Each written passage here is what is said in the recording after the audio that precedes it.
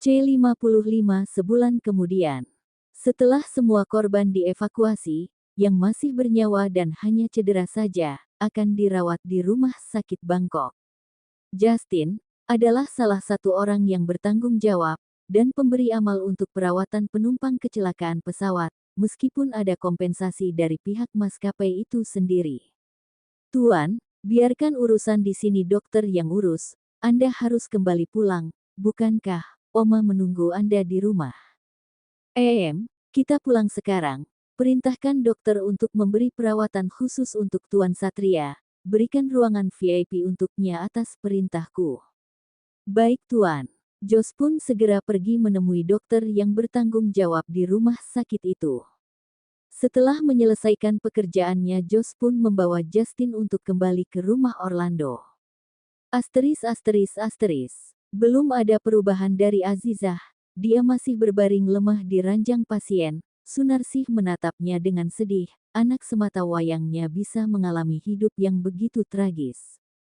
Bu Sunarsih mau di sini saja atau kembali ke desa gelap? Tanya Dika yang baru kembali dari makam Astuti. Aku akan tinggal di sini beberapa waktu, untuk menemani Azizah, apalagi saat ini cucuku masih dalam pengobatan. Baiklah, kalau begitu, Bu, kalau butuh apa-apa segera hubungi saya atau suami saya. Sambung Sally. Terima kasih Nak Sally. Tidak perlu sungkan, kita adalah keluarga. Sunarsih tersenyum, lalu mengantar Dika dan Sally menuju tempat parkiran mobil. Setelah mobil Dika dan Sally pergi meninggalkan rumah sakit, Sunarsih kembali ke ruangan Azizah. Siapa kamu? Tanya Sunarsih, saat melihat Aldo yang ingin masuk ke dalam ruangan Azizah. Ibu, pasti ibunya Azizah. Iya benar, kamu kenal saya? Tanya Sunarsih lagi. Iya, saya Aldo, teman Azizah dan Satria. Bu, bagaimana keadaan Azizah? Apa kata dokter? Begitulah Nak Aldo, seperti yang kamu lihat, dia belum membuka matanya walaupun hanya sesaat. Ibu tidak tahu bagaimana keadaan anak-anaknya nanti, kalau Azizah masih belum sadarkan diri. Pungkas Sunarsih, yang menyeka air matanya. Ibu harus banyak-banyak sabar ya, saya dan keluarga saya akan berusaha untuk menyembuhkan cucu ibu, dan juga anak ibu, saya yakin Azizah akan segera tersadarkan. Aldo memeluk Sunarsih, layaknya ia memeluk Mela sang ibunya.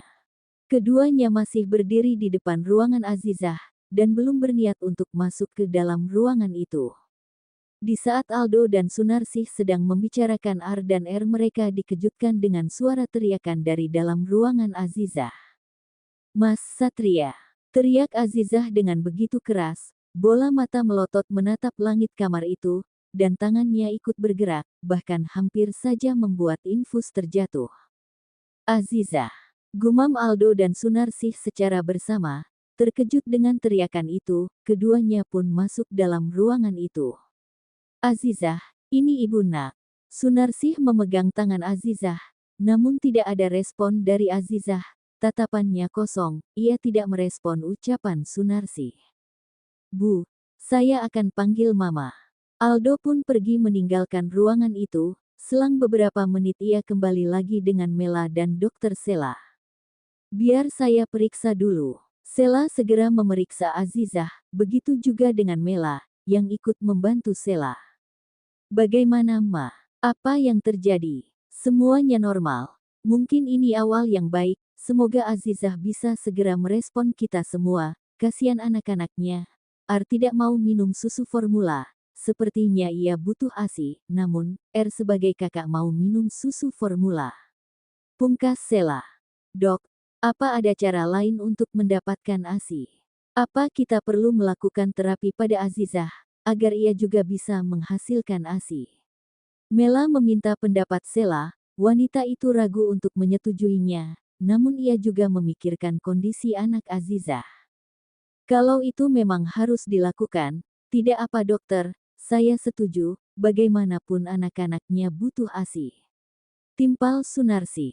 Baiklah, kita akan melakukan terapi. Sela dan Mela segera melakukan tugasnya. Sunarsih dan Aldo menunggu di luar ruangan. Di luar ruangan, Sunarsih terus saja memperhatikan Aldo. Ada banyak pertanyaan yang ingin dia tanyakan kepada Aldo, namun terlihat Sunarsih yang nampak ragu untuk bertanya. Ada apa, Bu? Apa ada yang Ibu tanyakan? Aldo mendekat lalu, memegang bahu Sunarsih. Nak Aldo, bolehkah Ibu bertanya? Masih terlihat keraguan di wajah Sunarsih. Apa sudah ada kabar dari Nak Satria? Ibu ingin tahu kabarnya. Mungkin dengan kembalinya Satria dapat membuat Azizah sembuh. Belum, Bu, tapi Papa sedang mencari informasi mengenai rekan bisnis yang ada di Thailand. Kalau kami sudah mendapat kabar, itu akan mudah bagi kita untuk mendapatkan informasi tentang korban kecelakaan pesawat itu, Bu. Dari pihak maskapai juga sudah mengeluarkan data-data korban, namun tidak begitu valid. Ibu sangat yakin kalau Nak Satria masih hidup dan ia baik-baik saja. Iya, Bu, aku juga begitu, Bu. Sangat yakin kalau Satria itu baik-baik saja. Ceklek, pintu ruangan Azizah terbuka. Mela dan Sela baru saja keluar dari ruangan Azizah. Tep, tep, tep. Seorang perawat laki-laki berlari ke arah Sela dan Mela. Dok, baby twin salah satunya kejang-kejang. Kita akan pergi ke sana untuk melihatnya. Mereka bertiga pun pergi untuk melihat keadaan bayi Azizah. Sementara Sunarsih dan Aldo menunggu di depan ruangan Azizah sembari berdoa. Apalagi ini, ya Allah, berikan kesembuhan untuk anak dan cucuku ya Allah, ucap Sunarsih. Aldo hanya menatapnya dengan sedih, tidak tega melihat ibu Azizah yang begitu sedih. Di dalam ruangan rawat bayi. Bagaimana ini, Dok? Tanya Mela. Sudah tidak apa-apa, Dokter Mela, tolong bawa bayi ini ke lab, aku ingin memeriksanya lebih lanjut. Baik, Dok. Mela segera mendorong tabung bayi keluar dari tempat itu, dengan diikuti oleh perawat, sementara Sela memeriksa kondisi baby R sang adik. Baby ini begitu tenang, dan dia terlihat yang paling diam dan mengerti keadaan. Hanya saja dia tidak suka dengan susu formula, gumam Sela, telah menggantikan kain milik baby R. Setelah keluar dari tempat itu, Kejora datang menjemput Sela. Kamu datang untuk menjemput Mama? Tanya Sela saat melihat anaknya. Iya, apa Mama sudah selesai? Belum, tunggulah dulu, Mama akan kembali sekitar setengah jam lagi. Baiklah, Ma. Kejora pun pergi menuju ruangan Azizah, di mana Sunarsih dan Aldo masih di tempat itu. Oh, Kejora, seru Aldo, yang bangkit dari tempat duduknya. Bagaimana keadaan Azizah? Alhamdulillah, dia sudah membaik, tapi belum bisa merespon ucapan kita semua. Kejora mengintip Azizah dari kaca pintu. Ia dapat melihat ruangan yang sepi dan juga sunyi, namun menyimpan sejuta kesedihan di dalam ruangan itu. Sudah sebulan berlalu, kesehatan Azizah pun berangsur-angsur membaik. Kini Azizah sudah berada di rumah keluarga Purna bersama dengan Sunarsih dan kedua bayinya. Azizah duduk di depan jendela yang terbuka, menatap indahnya pemandangan taman dari arah kamarnya. Air mata tak henti-hentinya menetes di pipi lembutnya. Sudah sebulan penuh ini Azizah hanya bisa mengandalkan kursi roda untuk membantunya jalan. Kejahatan yang dilakukan oleh Sandrina membuat kakinya lumpuh. Entah obat jenis apa yang telah ia suntikan sehingga membunuh banyak saraf, sehingga membuat kaki Azizah lumpuh. Meskipun bukan lumpuh permanen, dan dokter masih sudah mengatakan jika itu masih bisa kembali normal, asal dari Azizah sendiri memiliki keinginan untuk berjalan lagi. Azizah, kalau kamu ingin keluar, ibu bisa membawamu jalan di sekitar taman. Kenapa terus memendam diri dan menangis sepanjang hari di kamar ini? Azizah tidak menanggapi ucapan sang ibu, dia hanya diam dan membiarkan ucapan sang ibu berlalu begitu saja. Bagaimana, Bu? Apa sudah ada kabar tentang Mas Satria dan Papa Adi? Hanya pertanyaan itu yang selalu ditanyakan Azizah. Selama sebulan, siapapun yang datang berkunjung Azizah tidak lupa menanyakan perihal kecelakaan pesawat sebulan yang lalu. Azizah, sampai kapan kamu akan berhenti menanyakan itu? Kamu tahu, kita semua tahu, kalau papa mertua dan suamimu telah mendahului kita semua. Tukas Sunarsih, yang kini berdiri di belakang Azizah. Aku akan berhenti bertanya, kalau aku sudah melihat jasad keduanya. Lirih Azizah, sembari memejamkan matanya, tetesan demi tetesan kembali menetes dari netra Azizah, yang kini sudah memerah akibat tak henti menangis. Tidak ada guna menunggu hal yang tak pasti, yang pergi tak akan kembali, lupakanlah nak, kamu sudah seharusnya melanjutkan hidupmu, masih ada Raka dan Arkana yang harus kamu rawat, memangnya kamu tidak sayang pada mereka. Selama sebulan ini kamu tidak pernah datang untuk melihat mereka di kamar mereka, kamu hanya memberikan ASImu saja secara tak wajar sebagai seorang ibu, harusnya kamu menyusui keduanya secara langsung. Pungkas Sunarsi. Azizah terdiam, ia tidak merespon, bahkan ia tidak memperdulikan ucapan Sunarsi. Aku ingin sendiri bu, ujarnya kemudian, membuat Sunarsi harus menghela berat nafasnya. Istirahatlah, ibu tinggal dulu, ibu akan ke kamar Twin, ibu nanti datang lagi untuk mengambil ASInya. Setelah mengatakan itu, Sunarsi keluar dari kamar Azizah, dan meninggalkan wanita itu sendiri. Sekuat apapun seorang wanita, dan setegar apapun dia melawan kerasnya cobaan hidup, tetap saja air mata tempat pelampiasan yang terakhir yang ia pilih. Hiks, apa arti hidup ini, jika hanya penderitaan?